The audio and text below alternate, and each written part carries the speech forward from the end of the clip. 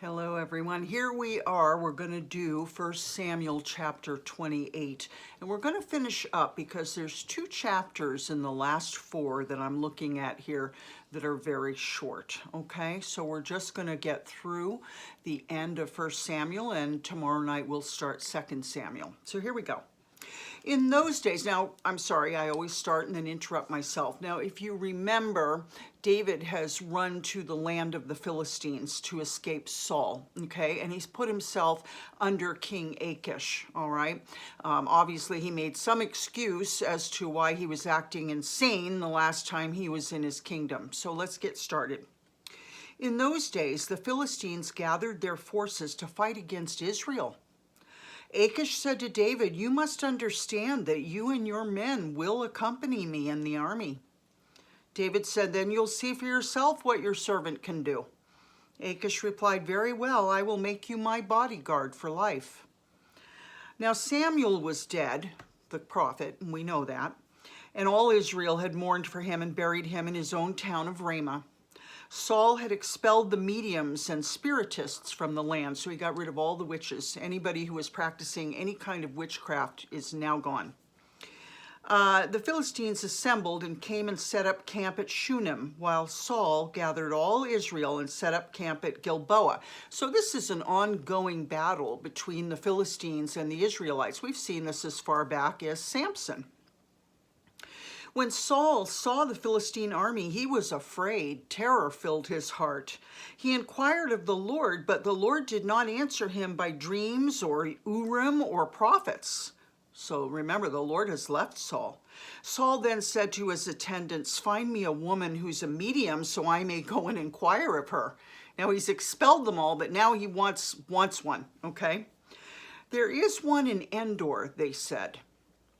So Saul disguised himself, putting on other clothes, and at night he and two men went to the woman.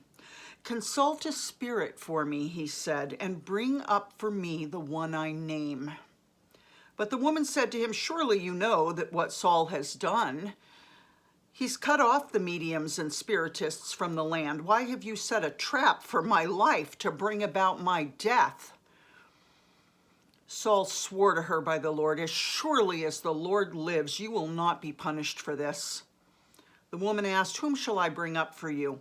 "Bring up Samuel," he said. So he's asking this woman, who is commonly known amongst Christians as the Witch of Endor, Endor, and he's asking her to raise the dead for him, not in physical form, but the spirit of Samuel the prophet who has died and been buried in Ramah.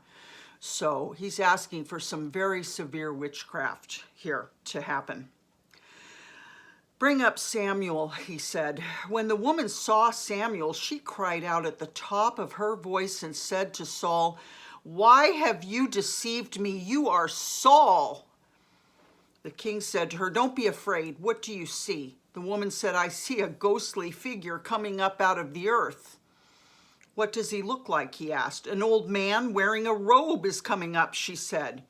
Then Saul knew it was Samuel, and he bowed down and prostrated himself with his face to the ground. See, you think that communicating with the dead is impossible. It's not impossible, okay? Through witchcraft and spiritism and divination, it can be done. This is Satanism, okay? It's something we're commanded to never do, and you're going to find out why right now in this whole story.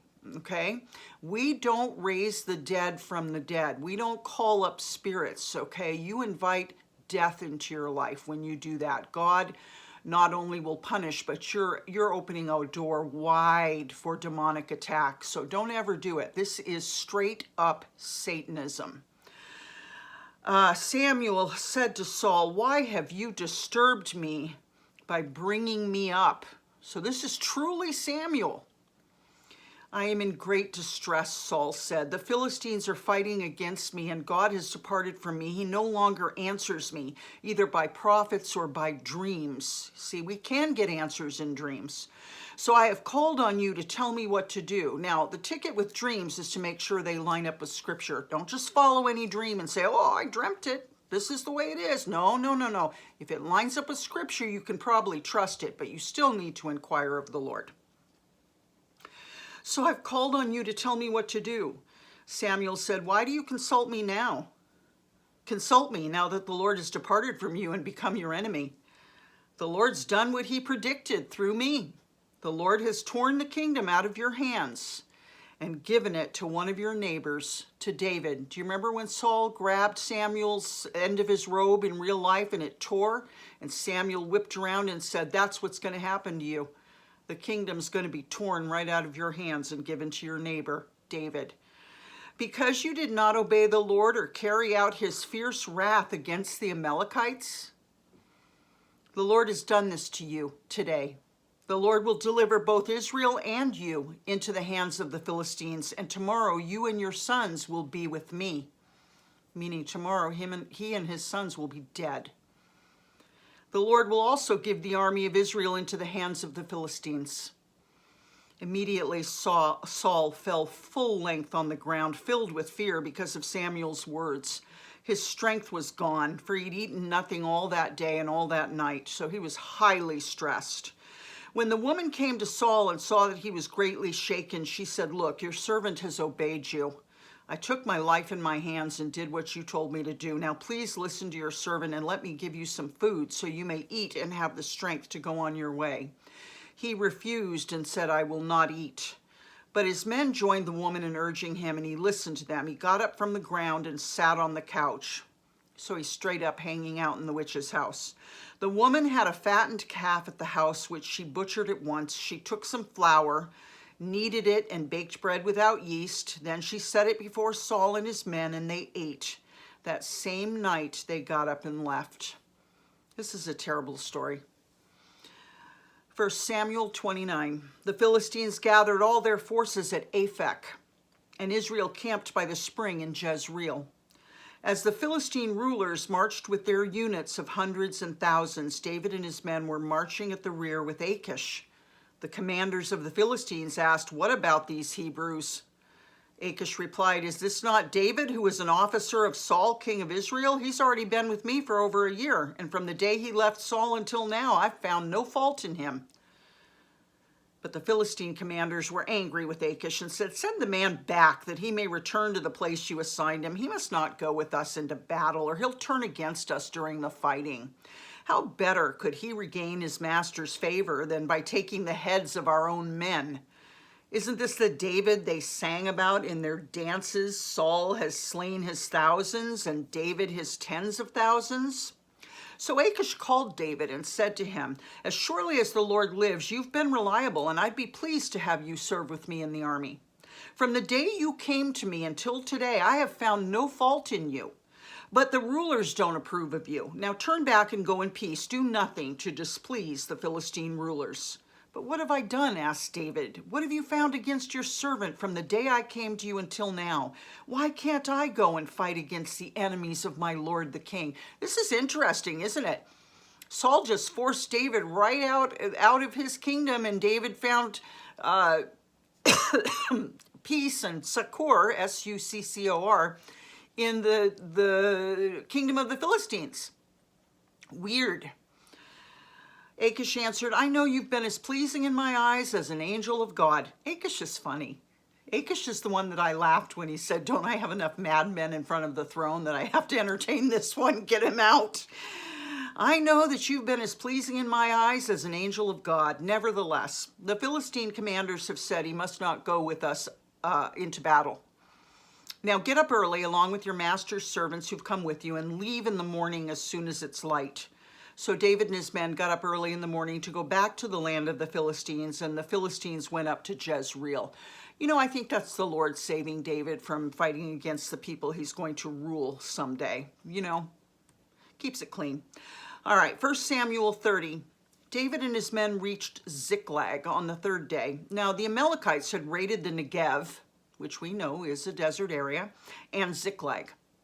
They had attacked Ziklag and burned it. Now, Saul didn't destroy these people, okay? He left a lot of them behind, so they're still here, and they're still a problem, and there's still that spirit of anti-God. Christ hasn't been born yet, but they're still the ones that attacked the infirm and the children at the end of the cavalcade of Israelites coming out of Egypt and cut off their penises and threw them in God's face.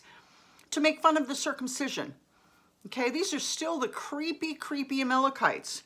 So now they've raided the Negev and Ziklag. They'd attacked Ziklag and burned it and had taken captive the women and everyone else in it, both young and old. They killed none of them, but carried them off as they went on their way.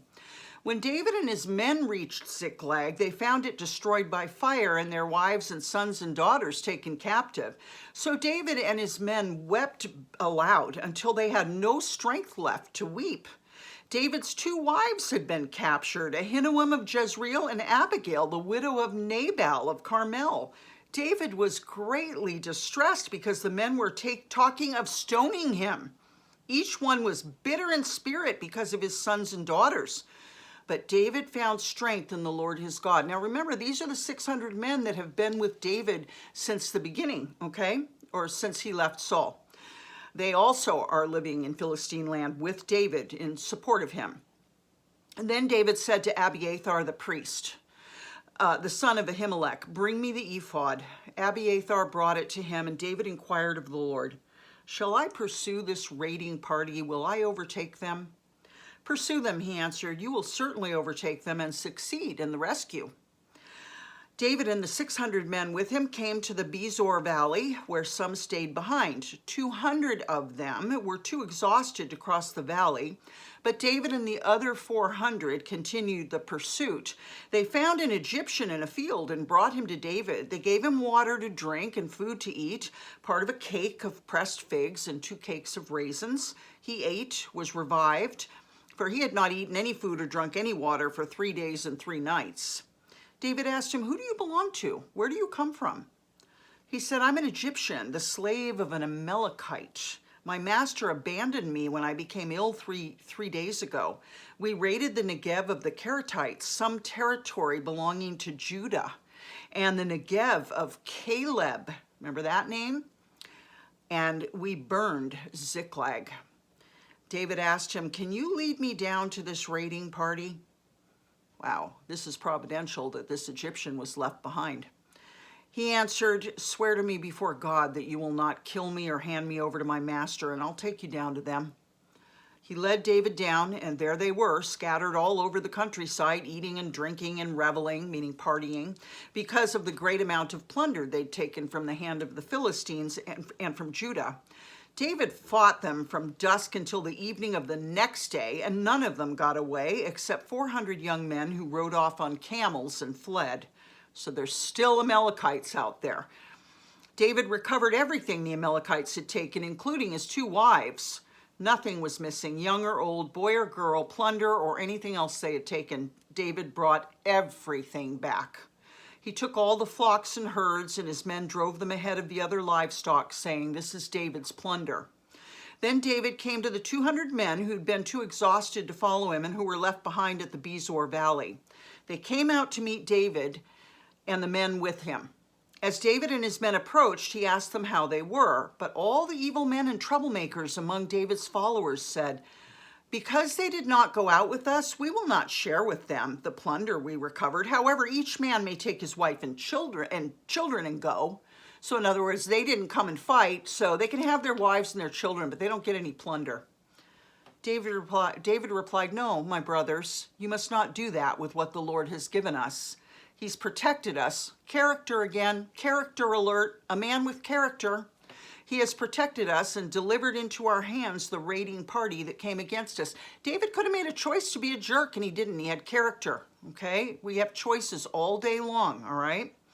He has protected us and delivered into our hands the raiding party that came against us. Who will listen to what you say? The share of the man who stayed with the supplies is to be the same as that of him who went down into the battle. All will share alike. David made this a statute and ordinance for Israel from that day to this. When David reached Ziklag, he sent some of the plunder to the elders of Judah, who were his friends, saying, here's a gift for you from the plunder of the Lord's enemies. So here's David living with the Philistines. He's just fought against the Amalekites who've attacked parts of Israel's land. And he got his stuff back, you know, his wife and all the plunder that were his, I guess, or the plunder.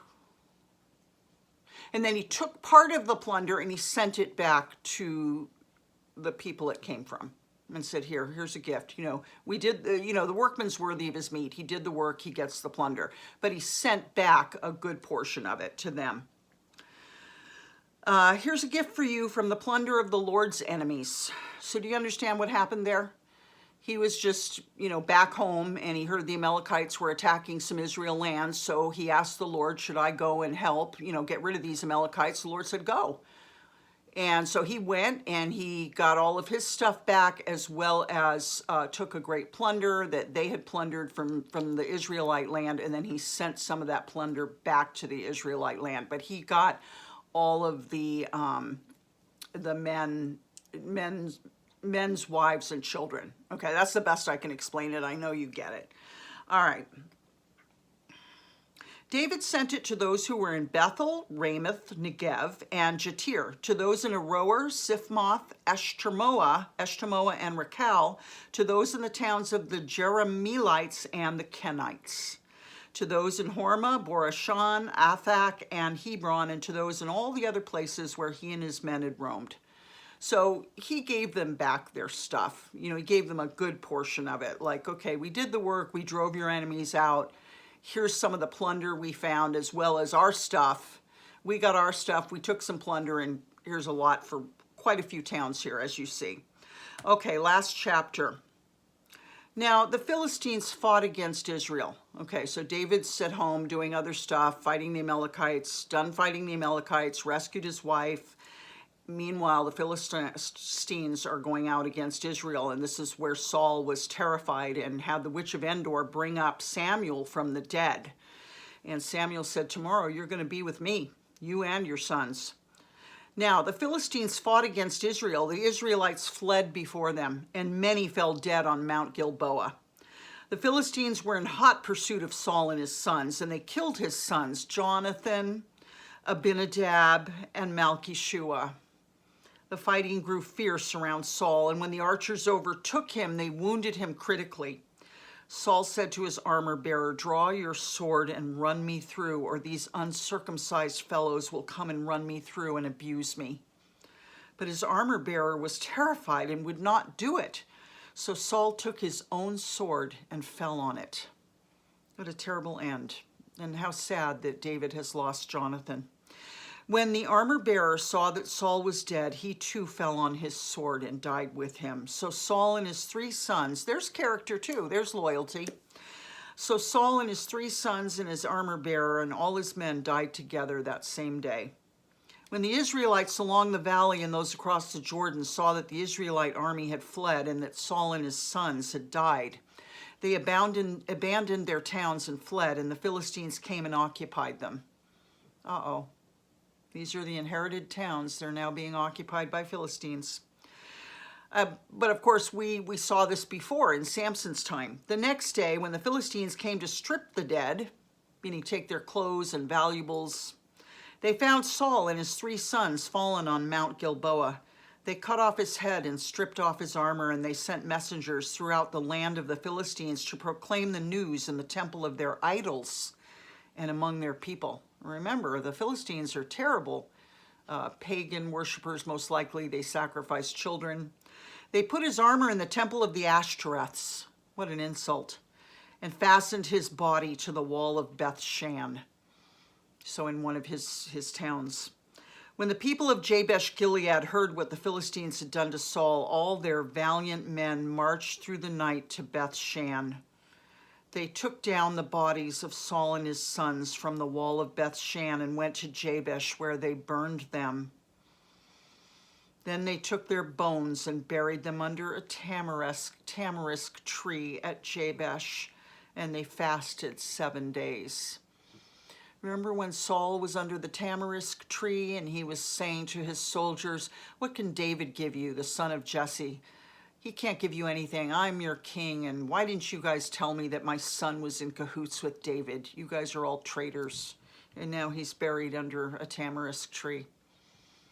It's like payback is a biatch, okay? you know, what goes around comes around. And I want to bring something up. I put up a post today. I know I was kind of on fire throwing out these posts. I was having high anxiety, so forgive me. But I put something out that came to me that I read 30 years ago, and I never forgot it, but I haven't used it for a while in terms of using it as an example of anything or telling somebody something. And what it was there is no bondage so great that you cannot choose to get out of it. The choice is your free will in operation, okay? When I was addicted to heroin, I made a choice to get out of it, and I went and got help. So even though I was addicted to drugs, I made a choice within myself to change my life. And when I made that choice, that's all it took, was making the choice. And I actually got on the phone and dialed 411, which was information in San Francisco. And I asked for the number of Alcoholics Anonymous, because that was the only place that I'd ever heard of in my life that I thought I could turn to. And I was talking to the operator, and she said, okay, after she gave me the number, she said, good job, good for you. And then I was hanging up. I said, oh, but I also smoke a lot of weed. And she goes, oh, honey, you need NA, Narcotics Anonymous, which was just what the doctor ordered. And she gave me the number for Narcotics Anonymous. And admittedly, it took me another 6 weeks to get there. And I think at some point I told you the story where I, you know, just kept putting it off. And my roommate got me to get out the door, and she locked the door behind me. I don't know why I didn't have a house key to my own house. But I went across the street and I got on the bus to go to my first meeting, and I thought, well, I'll get off up here by Electra's house and I'll go smoke a joint with him, and then I'll go home and say, hey, I tried, but I didn't make it. And a friend was on the bus, and he asked me, where are you going? I said, I'm going to an NA meeting. And his answer surprised me, because I'd gotten high with him. He goes, well, at least somebody's doing something good for themselves. And I was shocked, because I thought we all loved getting high, but I guess some people just really saw that it was the pits. And I guess I had never admitted it to myself, but this person had. So, you know, I kept thinking, when he gets off the bus, I'll get off and walk back to Electra's, but it turned out he lived across the street from where the meeting was. So I went to the meeting, and I remember seeing my hand going for the doorknob, and I think I heard myself going, no, no, no, and deep inside, you're gonna change, don't. And I opened the door, and I thought, well, I'll stick my head in, and then I'll shut the door and go home. And what I didn't tell you is, on my way to the first bus stop, I'd forgotten my sweater. And I went back, and I thought I was just going to run in the house, but the door was locked, and my roommate came down. I told her I'm coming back to get my sweater, and she shut the door in my face, locked the door, grabbed my sweater, came back down, opened the door, threw the sweater at my head, and shut the door and locked it. I mean, she was determined that I was going to go to this meeting. I'm surprised she wasn't holding my hand and taking me there.